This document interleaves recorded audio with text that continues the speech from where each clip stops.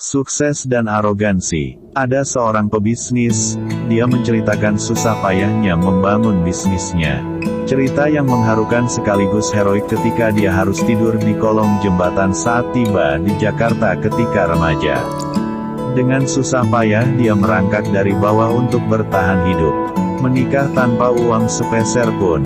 Hidup di rumah kontrakan kecil. Akan tetapi, dia tidak patah arang. Namun, sayang sekali, perusahaan itu sedang diterpa badai masalah internal. Pemicunya tak lain adalah sikap pemimpin yang arogan. Dia otoriter dan anti kritik. Kalau saya bisa, kalian juga harus bisa, katanya Ponga. Dia pun menolak ide-ide baru.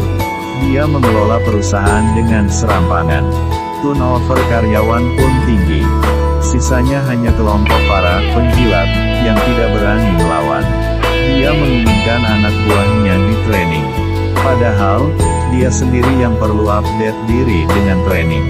Arogansi bisa menghampiri siapa saja, termasuk seorang pendidik, guru, dosen, yang tiap hari memberi suatu bagi orang lain. Dari situ, kita belajar banyak untuk hati-hati. Kesuksesan jangan membuat kita arogan dan cenderung self-centered serta tidak mau mendengarkan orang lain. Dunia begitu mengenal sosok Mao, Hitler, ataupun Stalin. Mereka berjuang dari basis bawah menuju pucuk kepemimpinan. Mereka pun berjuang untuk perubahan di masyarakatnya.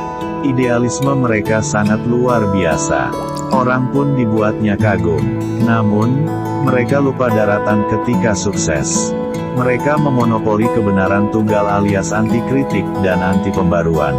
Mereka memimpin dengan tangan besi. Korban pun bergelimpangan dari tangannya.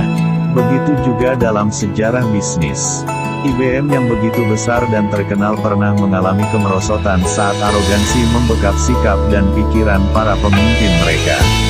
Terjebak retorika. Namun, itulah yang terjadi apabila orang berhenti belajar dan merasa diri sudah selesai.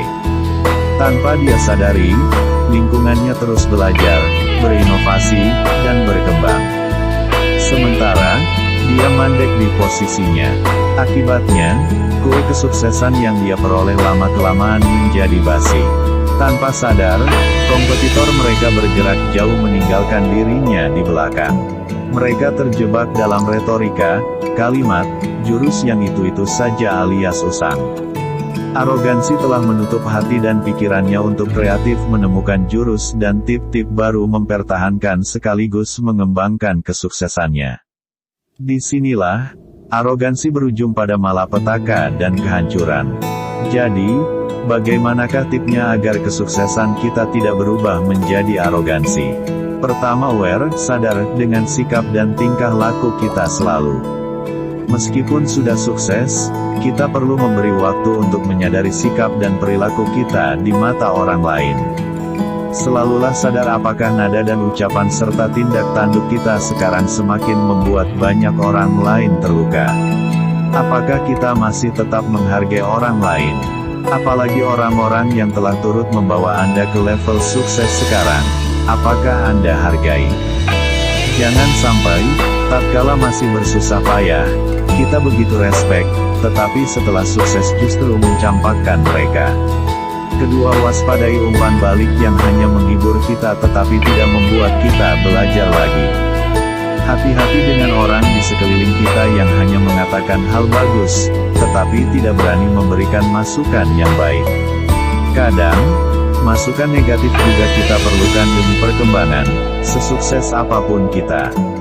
Ketiga, awasi dan peka dengan perubahan yang terjadi. Dalam buku Who Moved My Cheese disimpulkan bahwa kita harus selalu mencium keju kita, apakah sudah basi ataukah mulai diambil orang lain. Kita pun harus terus mencium dan peka bagaimana orang lain mengembangkan dirinya serta bisa jadi ancaman bagi kita. Jangan pula merasa diri paling hebat dan lupa belajar. Keempat, sopan dan rendah hati untuk belajar dari orang lain. Semoga tulisan ini menginspirasi Anda untuk meraih sukses sejati.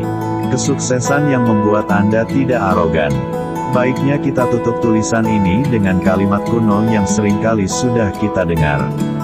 Di atas langit masih ada langit yang lain.